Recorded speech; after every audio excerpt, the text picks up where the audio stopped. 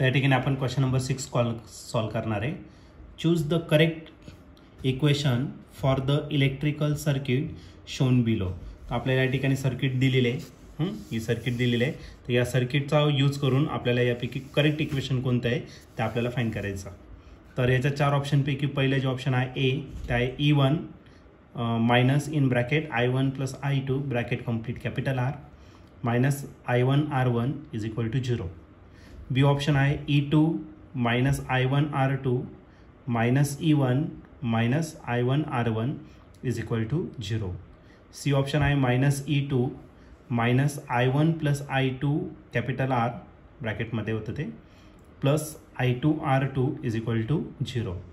D option आहे E1 minus in bracket I1 plus I2 bracket complete capital R plus I1 R1 is equal to 0.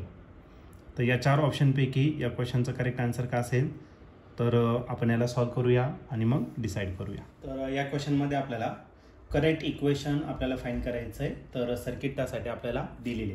तर सर्वात पहिले मी circuit या ठिकाणी draw करतो आणि नंतर मग आपण त्याचं करेक्ट इक्वेशन काय असणार आहे ते डिस्कस करू. ठीक आहे. तर सर्वात पहिले तुम्हाला एक ब्रांच दिलेलं आहे. ए त्याचा स्टार्टिंग पॉईंट आहे. ओके. आणि त्या स्टार्टिंग पॉईंटमध्ये त्याला एक रेजिस्टर कनेक्ट केलेला आहे आणि या रेजिस्टरची व्हॅल्यू जी आहे ती किती आहे तर R इतकी आहे. आणि या ठिकाणी तुम्हाला दुसरा बी जंक्शन दिलेला आहे. ओके. ए पासून तुम्हाला आणखीन एक ब्रांच दिलेली आहे आणि या ब्रांचमध्ये आपल्याला एक सेल दिलेला आहे. ओके. तर त्या सेलचा जो EMF आहे तर तो आहे तुमचा E1 इतका त्याचा EMF आहे. ओके. त्याच्यानंतर त्याचं इंटरनल रेजिस्टन्स दिलेला आहे. इंटरनल रेजिस्टन्स दिलेला आहे तुम्हाला R1 इतका आणि बी पॉईंटला या ठिकाणी कनेक्ट केलेला आहे. या जंक्शनचं नाव P दिलेलं आहे आणि या जंक्शनचं नाव Q.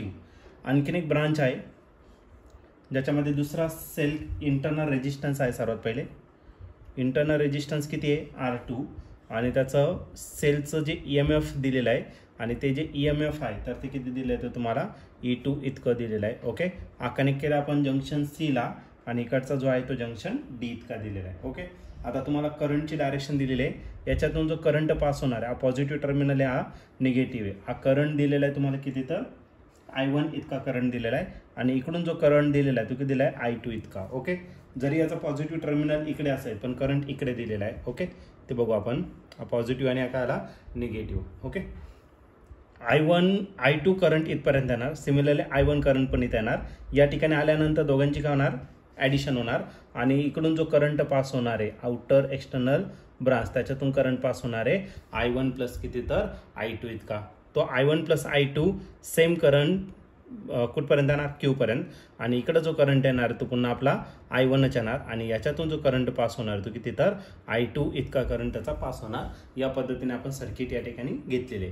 According to direction of current तर तुम्हाला या ठिकाणी साईन द्यायचं आहे किर्चॉफ्स करंट लॉसाठी. तर पहिलं जे साईन आहे करंट या डायरेक्शन फ्लो होतोय तर पहिलं साईन प्लस देणार, दुसरं साईन मायनस करंटच्या डायरेक्शननुसार. आता करंट इकडे चाललेला आहे म्हणजे या ठिकाणी आपण कोणतं प्लस साईन देणार आणि या ठिकाणी मायनस साईन. सिमिलरली करंट इकडे चालला आहे तर या ठिकाणी प्लस घेणार आणि या ठिकाणी काय घेतलं मायनस घेतलंय. तर आपल्याकडे टोटल 4 इक्वेशन आहे. तर या ठिकाणी आपल्याकडे टोटल 3 लूप तयार झालेले आहे. एक आउटर लूप, एक आउटर लूप, दुसरं इनर लूप आणि परत इनर लूप असे 3 लूप आहे. तर 3 साठी आपण काय करू किर्चॉफ्स करंट लॉ या ठिकाणी काय करणार किर्चॉफ्स व्होल्टेज लॉ या ठिकाणी काय करणार आपण यूज करणार. तर सर्वात पहिले आपण एक लूप कन्सिडर करू. इन लूप आउटर लूप घेऊन टाकू. तर त्याचं नाव काय ए पासून सुरुवात करतो मी. A B इकडचा Q C इकडे याला D P A. By using काय यूज करायचं आपल्याला KVL या ठिकाणी काय करायचं यूज करायचं by using KVL Kirchhoff's voltage law या ठिकाणी आपण काय करणार तर या ठिकाणी यूज करणार. तर पहिला जो ब्रांच आहे A B A पासून तर B पर्यंत जाणार. लास्टचं जे साईन आहे ते काय आलं मायनस. ओके. आणि करंट जो आहे करंट किती आहे I1 प्लस काय झालं तर I2 आणि जो रेजिस्टन्स आहे तो किती तर कॅपिटल R इतका रेजिस्टन्स आहे.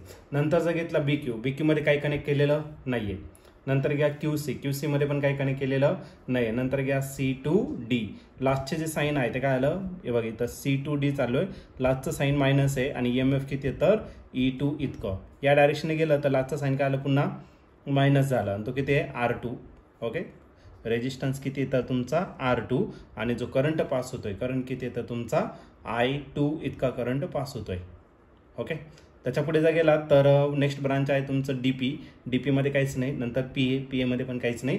मग या ठिकाणी आपलं सर्किट कंप्लीट झालं. मग सर्किट जर कंप्लीट झालं तर इज इक्वल टू काय असणार, 0 असेल. ते झालं तुमचं पहिलं इक्वेशन. फक्त याला आता सिम्प्लिफाईड वगैरे काही केलेलं नाहीये, तर हे तुमचं फर्स्ट इक्वेशन झालं. याच्यात काय अडचण नसायला पाहिजे. ठीक आहे, आउटर लूप घेतला. आता आपण इनर लूप एक एक सगळे इक्वेशन आपण राईट करू आणि एक एक इक्वेशन या ठिकाणी काय करणार आहे, चेक करणार आहे. मग आता नेक्स्ट लूप घेऊ आपण, इन लूप. बघा लूप कन्सिडर करा, कोणता, PABQP, PABQP by using again KVL, Kirchhoff's voltage law. तर पहिला जो आहे PA मध्ये काही कनेक्ट केलेला नाहीये. ए पासून बी कडे लास्टचं साईन काय आलं, मायनस. ओके, आणि जो करंट आहे, करंट किती आहे, I1 प्लस I2 आणि रेजिस्टन्स जो आहे तो किती, तर कॅपिटल R इतका. Okay, AB. नंतर बी पासून क्यू कडे काहीच नाही, पण क्यू पासून पी कडे आहे, लास्टचं साईन काय आहे, मायनस. ओके, करंट किती पास होतोय, तर करंट आहे तुमचा I1 इतका आणि इंटरनल रेजिस्टन्स जो आहे तो किती आहे, R1. पुढे जर गेला तर लास्टचं साईन प्लस, EMF किती आहे, तर E1. ओके, आणि सर्किट या ठिकाणी कंप्लीट झालं, इज इक्वल टू काय आला, 0. कारण की AP मध्ये काहीच नाही, QP पर्यंतच आपण या ठिकाणी कन्सिडर केलं. तरी झालं तुमचं नेक्स्ट इक्वेशन. याला पण त्यांनी सिम्प्लिफाईड केलेलं नाहीये. ओके, तर हे झालं तुमचं इक्वेशन सेकंड. आता सिमिलरली आता तिसरा एक लूप बाकी आहे आपला. कोणता लूप बाकी आहे, PQCDP. इन लूप PQCDP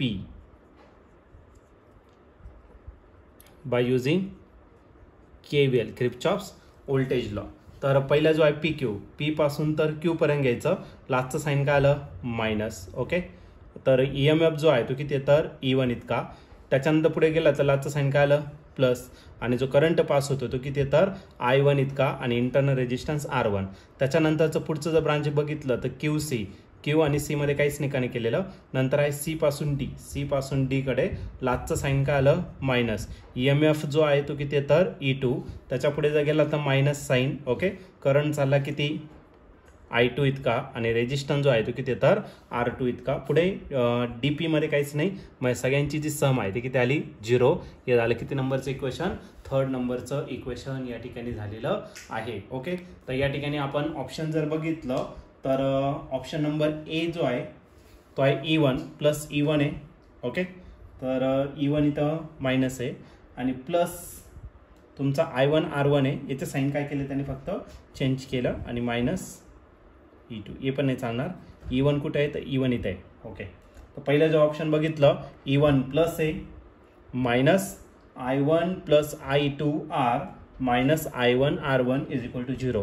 हे बघा सेकंड नंबरचं जे इक्वेशन आहे तर या ठिकाणी आपलं करेक्टली मॅच झालेलं आहे. ऑप्शन ए जो आहे तो या ठिकाणी आपला मॅच होतोय. तरी आपण दुसरं इक्वेशन चेक करू, ज्याच्यात E2 आहे, फक्त E2 आहे. E2 इथे बघा, तो प्लस E2 आहे, इथं मायनस आहे. ओके, आणि मायनस I2 R2. ओके, बरोबर आहे. आणि मायनस E1 पण दिलेलं आहे तुम्हाला, या ठिकाणी जावं लागेल आपल्याला बरं का. तर बी नंबरचं जे इक्वेशन आहे E1 आणि E2 दोन्ही आहे. E2 मायनस आहे, इकडे प्लस आहे. ओके, प्लस E2 पाहिजे होता. मायनस I1 R2 नाही, हे ऑप्शन चुकीचं आहे. तर सेकंड नंबरचं बी ऑप्शन चुकीचं आहे. थर्ड नंबरचं सी ऑप्शन जर बघितलं त्याच्यामध्ये फक्त E2 आहे. E2 मायनस आहे, बरोबर आहे. मायनस I1 प्लस I2R तेही बरोबर आहे. आणि तर प्लस आहे आणि तर मायनस आहे, हे चुकीचं झालेलं आहे. ओके, सी ऑप्शन पण रॉंग आहे. आता थर्ड याच्यामध्ये फक्त E1 आहे, म्हणजे इक्वेशन E1 प्लस आहे, राईट, काय अडचण नाही. नंतर ब्रॅकेटमध्ये मायनस I1 प्लस I2R तोही बरोबर आहे, पण इथं प्लस आहे, याच्यात प्लस आहे आणि इथं मायनस आलेलं आहे, म्हणजे हे डी ऑप्शन पण चुकीचं आहे. मग या ठिकाणी या क्वेश्चनचं जे करेक्ट आन्सर असणार आहे ते option A he correct option असेल. मग करेक्ट जे इक्वेशन आहे या सर्किटसाठी तर ते इक्वेशन नंबर सेकंड असेल, म्हणजे ऑप्शन नंबर ए त्याचं करेक्ट आन्सर असेल.